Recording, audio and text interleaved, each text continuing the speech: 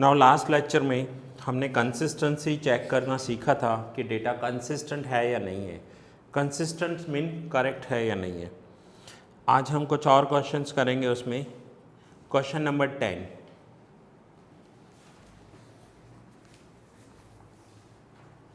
Question 10,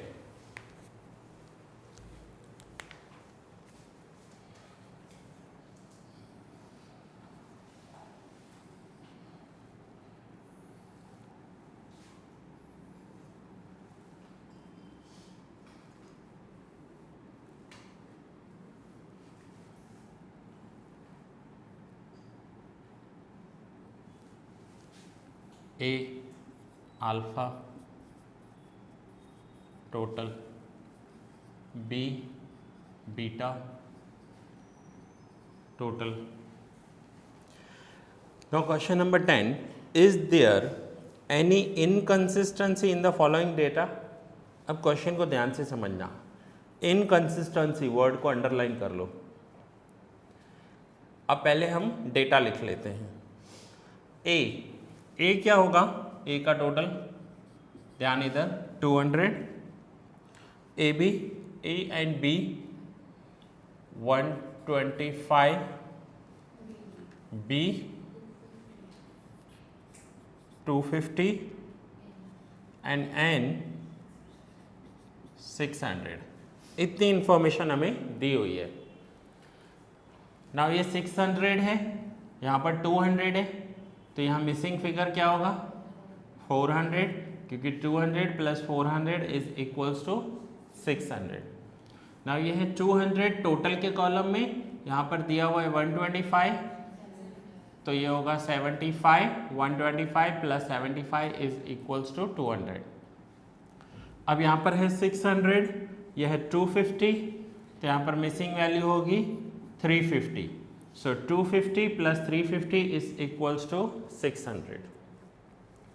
Now ये है 250, ऊपर दिया हुआ है 125, so मिसिंग वैल्यू होगी 250 माइनस 125, तो 125, so 125 प्लस 125 250, और ये है 400। अब जब आप लास्ट फिगर लिखोगे ना, तो ये दोनों टैली होने चाहिए। so 400 माइनस 125 करो, 275।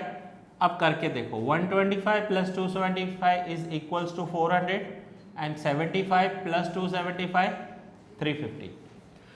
अब जो पॉइंट मैं समझाने वाला हूँ वो ध्यान से समझना। अगर मैं आपसे पूछूं कि क्या ये करेक्ट डेटा है, तो आप बोलोगे यस करेक्ट डेटा है, ठीक है। मैं आपसे पूछूं क्या ये डेटा इनकरेक्ट है, तो आप बोलोगे नहीं इनकरेक्ट नहीं है, तो आपको यस या नो में आंसर करना है। सो क्वेश्चन में देखो क्या पूछा हुआ है। Correct means consistent and incorrect means inconsistent. So question में पूछा हुआ है, is there any inconsistency in the following data. क्या ये डेटा इनकरेक्ट है, तो आपका आंसर क्या होगा? नो, ठीक है। अगर यही पूछते कि क्या ये डेटा करेक्ट है, तो आपका आंसर क्या हो जाएगा? यस। तो देखो क्वेश्चन है ना, ऐसे कभी क्वेश्चन सेम होगा, ऊपर इनकंसिस्टेंट या कंसिस्टेंट पूछ लेंगे। कोई मुझसे पूछे क्या आपका नाम अमर है, मैं बोलूँगा यस। या कोई XYZ नाम लेकर पूछे क्या आपका नाम मनोज है, मैं बोलूँगा नो। सो क्वेश्चन में क्या है कि क्या ये डेटा करेक्ट है, तो यस ये करेक्ट डेटा है। और यहाँ पूछा हुआ है क्या ये डेटा इनकरेक्ट है, तो हम बोलेंगे नहीं इनकरेक्ट नहीं है, नो नो आंसर आएगा। अब समझ में आया? सो ये ध्यान से देखना। चलो, सो क्वेश्चन नंबर 10, उसमें 2 सम्स हैं, ये हमने फर्स्ट किया, क्वेश्चन 10 का फर्स्ट। नोट डाउन कर लीजिए जल्दी।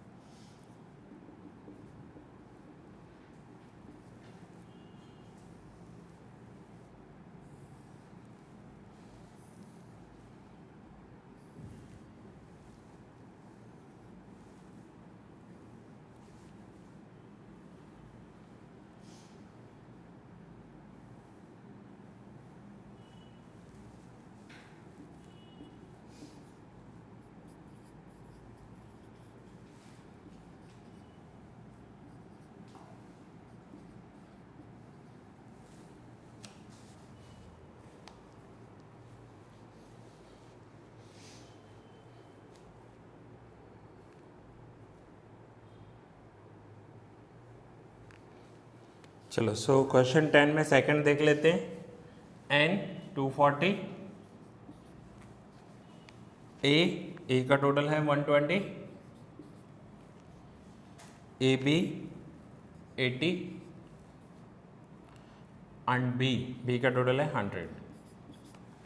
सो टोटल 100 है, यहाँ 80 दिया हुआ है, so missing value will be 20, 80 plus 20 100, 240 and 120, तो ये हो जाएगा 120, 120 प्लस 120 240, यह 240 100 तो 140, 120 20, so ये हो जाएगा 100, 20 प्लस 100 120 और यहाँ पर 120 एंड 80 तो 40, सो 40 प्लस 100 140 एंड 80 प्लस 40 120।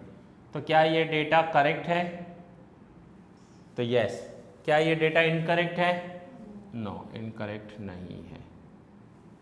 ठीक है, नो आंसर आएगा, क्योंकि ऊपर क्वेश्चन में क्या पूछा हुआ है? इनकंसिस्टेंसी पूछी हुई है कि क्या ये डेटा इनकरेक्ट है, तो हम लिखेंगे नहीं भाई, इनकरेक्ट नहीं है। ओके, नाउ अगर डेटा करेक्ट होगा ना तो ही हम फर्दर एनालाइज करेंगे उस डेटा को। अगर डेटा करेक्ट नहीं है तो उसे आगे एनालाइज नहीं किया जाता। स्टैटिस्टिकली डेटा करेक्ट होना चाहिए। अब मेरी एक वर्डिंग को सुनना। एक कॉलेज में 1000 स्टूडेंट्स हैं, ठीक है, हाफ गर्ल्स हाफ बॉयज। सो कितने बॉयज एंड कितनी गर्ल्स होंगी? 500। मैं बोल रहा हूँ 400 स्टूडेंट्स पास हुए और जो फेल हुए हैं ना वो सारी गर्ल्स है। 600 गर्ल्स फेल हुई है। अब पहले मैंने आपको क्या बताया? 1000, 500, 500 टोटल गर्ल्स। टोटल गर्ल्स 500 जिसमें से 600 फेल हुई है। क्या ये करेक्ट डेटा है? अगर किसी कॉलेज में 500 गर्ल्स हैं तो 500 फेल हो सकती हैं, 490 हो सकती हैं, 400 उससे कम नंबर फेल हो सकते हैं। 500 गर्ल्स ने एडमिशन लिया है और 600 गर्ल्स फेल हुई है। ऐसा पॉसिबल होगा? नहीं होगा। तो ये इनकरेक्ट डेटा है। सो डेटा पहले करेक्ट होना चाहिए, नहीं तो हम आगे उसे एनालाइज नहीं कर सकते।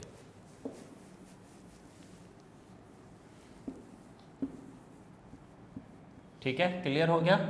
अब हम नेक्स्ट क्वेश्चन करते हैं जिसमें आपको और अच्छे से क्लियर होगा कि डेटा कंसिस्टेंट कैसे हो सकता है।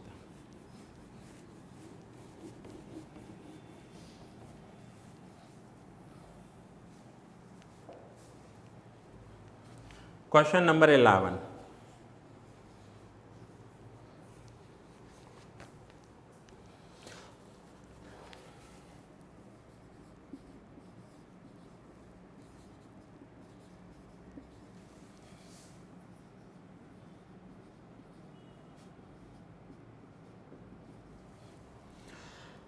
$800 students appeared in an examination।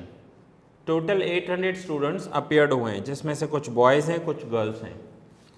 So boys को मैंने ए लिया है टोटल, गर्ल्स को अल्फा लिया है टोटल लिखेंगे। पास होने वाले टोटल स्टूडेंट्स, फेल होने वाले टोटल स्टूडेंट, और ये हो जाएगा N. So total 800 students exam में हैं, that is N. Among them 600 were boys. अब 800 में से 600 बॉयज़ थे, सो बॉयज़ के सामने लिखेंगे 600। अगर टोटल 800 में से 600 बॉयज़ हैं तो गर्ल्स कितनी होंगी? 200। सिंपल है। Then 650 students were successful. 650 students pass हो गए। सो पास होने वाले स्टूडेंट्स में कितना लिखेंगे? अगर 800 में से 650 पास हुए तो फेल कितने हुए होंगे? 150। हो रहा है क्लियर? फेल्यूअर, टोटल फेल्यूअर कितने हैं? 150। 650 students were successful and 160 girls were unsuccessful. 160 girls unsuccess हुई, मीन्स फेल हुई। सो गर्ल्स के कॉलम में एंड फेल्यूअर्स में कितना आएगा? अब बात बताओ, 800 में से 650 स्टूडेंट पास होकर नेक्स्ट स्टैंडर्ड में चले गए तो फेल कितने हुए? 150। इन 150 फेल्यूअर्स में से 160 गर्ल्स हैं। हो ही नहीं सकता। अब अगर यहाँ पर 200 है, ये 160 है, तो ये कितना आना चाहिए यहाँ 40, ये 650 है, ये 40 है, तो ये 610। अब यहाँ 150 है और ये 160 है, तो यहाँ पर -10 आना चाहिए। -10 प्लस 160 150 हो जाएगा, एंड 610 -10 600। नेगेटिव नंबर आना ही नहीं चाहिए, नेगेटिव नंबर नहीं आना चाहिए। मैं बोलता हूँ टोटल फेल्यूर स्टूडेंट 150 है, उसमें से 160 कैसे गर्ल्स हो सकती है? गर्ल्स 150 हो सकती है, 149 हो सकती है, 148 हो सकती है, लेकिन फेल्यूर टोटल 150 कॉलेज के, और उसमें से 160 गर्ल्स हो गई, तो ये तो इनकंसिस्टेंट डेटा है। तो देखो क्या लिखा हुआ है नीचे, can this information be regarded consistent? क्या ये करेक्ट इंफॉर्मेशन है? क्या हम इसे कंसिस्टेंट मान सकते हैं, करेक्ट मान सकते हैं? तो नहीं, आंसर हो जाएगा नो। लेकिन अगर क्वेश्चन में ऐसा चेंज कर देते कि can this information be regarded inconsistent, क्या ये इनकरेक्ट इंफॉर्मेशन है, तो आपका आंसर यस हो जाएगा। ठीक है, चलो नोट डाउन कर लो।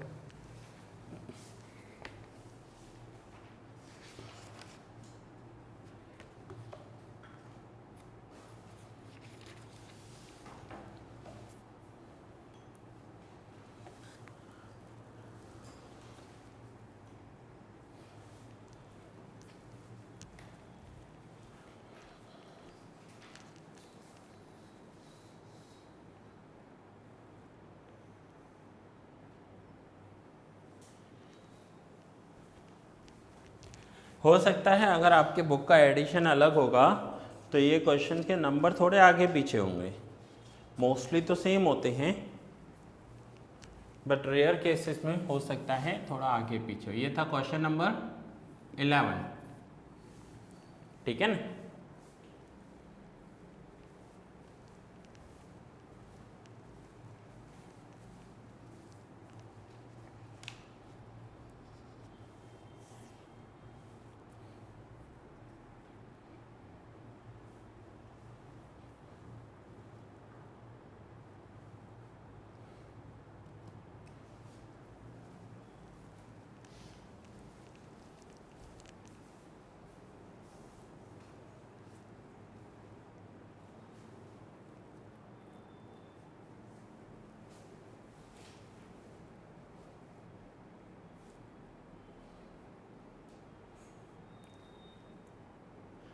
और एग्ज़ाम में जब भी आप लिखोगे ना तो ये होता है, ये पूरा मैट्रिक्स कहते हैं इसे, ये एक सेल है, तो 2-2 लाइन का गैप रखना है इसे, और राइटिंग थोड़ा अच्छे से लिखना ताकि प्रोफेसर्स को क्लियर और परफेक्टली दिखाई दे कि आपने क्या लिखा है।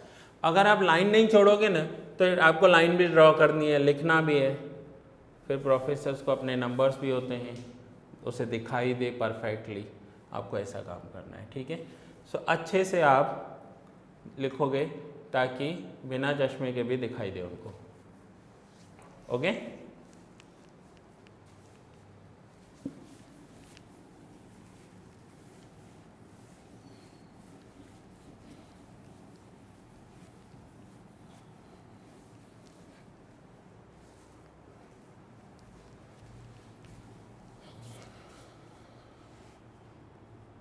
Now question number 22। Question 22 read करो। देखो यही है आपका, from a survey of 1600 families. देखो यही है आपका question, okay. So question number 22, question read कर लो।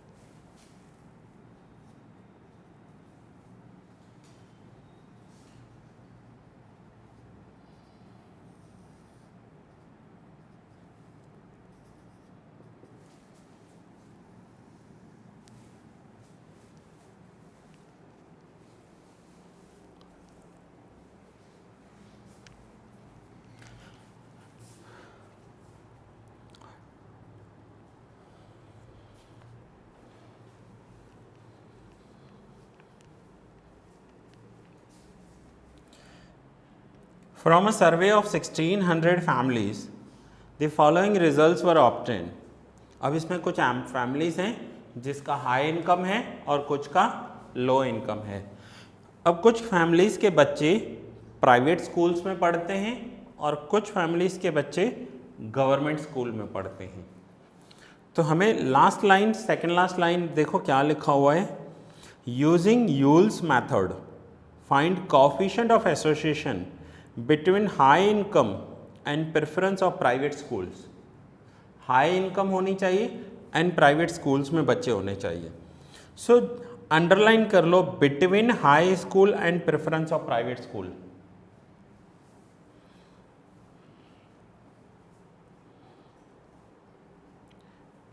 अब जिन दो के बीच में आपको कैलकुलेट करना है वो दोनों यहां पर होने चाहिए, left hand side upper corner पर। तो यहां पर फर्स्ट इज हाई इनकम, तो मैं यहां पर लिख रहा हूं हाई इनकम। हाई इनकम और किसके बीच में चाहिए, preference of private school. So private schools, high income and private school. अब ये हाई इनकम है तो यहाँ पर क्या लिखेंगे, लो इनकम। हमारी सोसाइटी में 2 टाइप के ग्रुप्स होते हैं, high income, low income, and private schools and government schools. ठीक है, चलो। सो नाउ इसके बीच में हमें यूल्स मेथड कैलकुलेट करना है। ये कब कैलकुलेट करेंगे, जब डेटा कंसिस्टेंट होगा। कंसिस्टेंट का मतलब क्या होता है, करेक्ट डेटा हो तो आगे करेंगे। अगर डेटा इनकरेक्ट है तो हम यहाँ लिख देंगे कि डेटा इनकरेक्ट है, यूल्स मेथड अप्लाई नहीं होगा।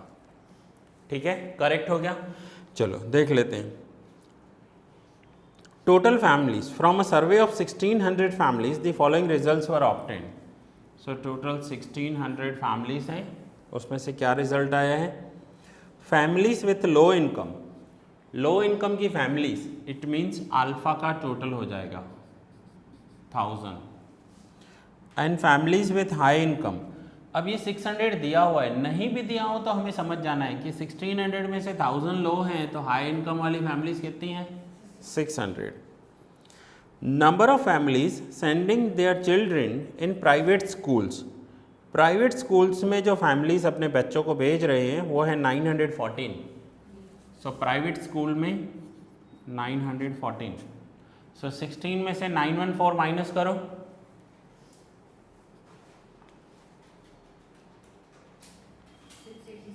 686 गवर्नमेंट स्कूल में जाने वाले बच्चे होंगे। Okay, now number of families with high income and sending their children in government schools 162। Income भी हाई है बट फिर भी अपने बच्चों को कहाँ भेज रहे हैं, गवर्नमेंट स्कूल्स में। So high income and government schools 162, तो ये हो जाएगा 162। क्लियर हुआ यहाँ तक। नाउ पहले हमें चेक करना है कि डेटा कंसिस्टेंट है या नहीं है। सो 686 minus 162, 524। Okay, now 600 minus 162, 438। 1000 minus 524, 476। सो 438 प्लस 476, देखो 914 आ रहा है, सो data is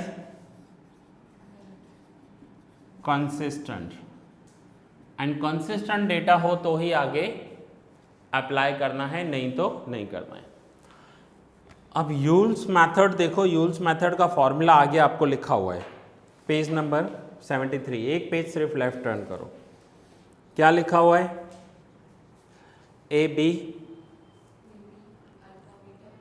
a B alpha beta minus A beta alpha B.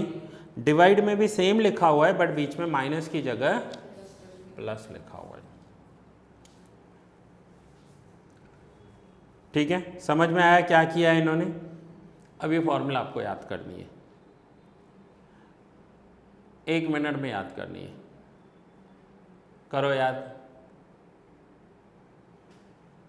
हो गया याद?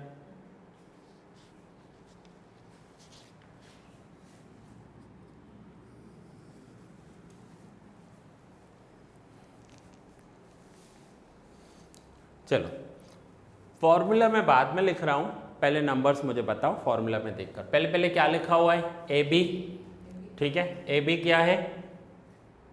438। So 438 into alpha beta 524 minus A beta, formula देखो मैं बराबर बता रहा हूं ना, A beta 162 into alpha B, alpha and B 476, divide में सेम लिखना है बट बीच में प्लस आ जाता है। सो 438 524 162 476। देखो अभी तक मैंने फॉर्मूला नहीं लिखी है बट मैंने वैल्यूज़ लिख ली। अब फॉर्मूला याद होनी चाहिए आपको, तो मैं आपको इजी मेथड बता रहा हूँ याद करने का। जब हम कुछ रॉन्ग करते हैं तो कैसे करते हैं? ऐसे करते हैं और फिर ऐसे करते हैं, ये रॉन्ग हो जाता है ना। तो आपको यही करना है, इधर पहले आपको इन दोनों को मल्टीप्लाई करना है। तो देखो मल्टीप्लाई क्या हुआ है, 438 इंटू 524। अब वैसे तो लोग फॉर्मूला लिखकर वैल्यूज़ लिखते हैं, मैं वैल्यूज़ लिखवा कर फॉर्मूला लिखवाता हूँ। तो यहाँ पर क्या हो जाएगा, अब आपको फॉर्मूला याद रखने की ज़रूरत नहीं है, आपकी वैल्यूज़ आपकी फॉर्मूला बताएंगी। तो मैंने क्या किया, पहले यहाँ 438 इंटू 524 कर दिया। अब फॉर्मूला में क्या है, फॉर्मूला लिखनी है ना, तो 438 का आइडेंटिफिकेशन क्या है, A B into alpha beta, A B into alpha beta, okay. Then बीच में साइन है माइनस, और यहाँ पर डिवाइड में A B into alpha beta, बीच में प्लस। अब क्या है, अब हमें इन दोनों को मल्टीप्लाई करना है, ठीक है। तो यहाँ पर इसका आईडी क्या है, ए बीटा, ये ए बीटा है ना, देखो A and beta, A beta, और ये क्या है, अल्फा बी, और यहाँ पर लिखेंगे ए बीटा, सेम लिखना है हमें, बीच में प्लस साइन है, एंड अल्फा बी। देखो यही फॉर्मूला है, यही है ना फॉर्मूला। तो क्या किया हमने, फॉर्मूला बाद में, पहले मैंने वैल्यूज़ लिख ली। इवन मैं अपने टाइम पर जब कॉलेज में था, ये चैप्टर था ना, मैं भी ऐसे करता था, फॉर्मूला मैंने कभी याद ही नहीं की, सीधा ये पैटर्न याद किया है। पहले इन दोनों को मल्टीप्लाई कर लो, देन इन दोनों को, फॉर्मूला बन जाएगी आपकी अपने आप। फॉर्मूला याद करने गए और कहीं मिस्टेक हो गई तो सम रॉन्ग हो जाएगा, ये इस पैटर्न से सम रॉन्ग नहीं होगा, ठीक है। सो आने वाले जितने भी मैं सम्स करवाऊंगा आपको ऐसे करवाऊंगा, फॉर्मूला आपको जैसे भी आपको ठीक लगे आप लर्न कर लो, रट्टा मार लो। चलो मल्टीप्लाई करो और मुझे बताओ, 229512 माइनस 229512 प्लस 77112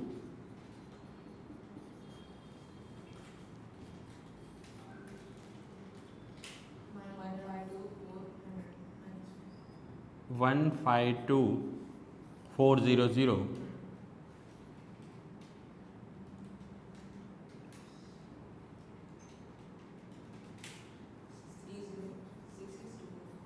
306624।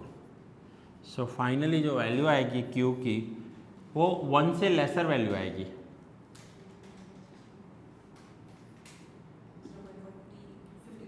.50। देखो है आंसर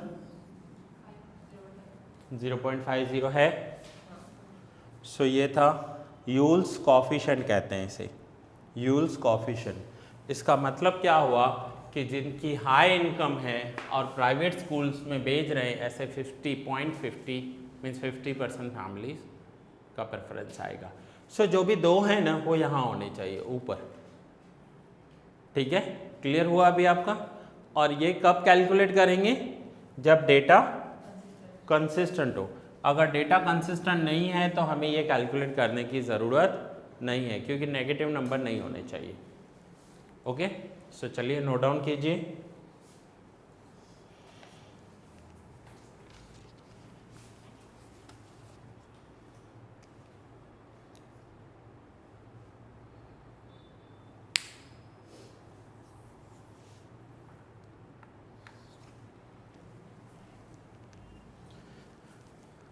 सो ये हुआ 22 हमारा। मैं नेक्स्ट लेक्चर में आपको और सम कंटिन्यू करवाऊंगा।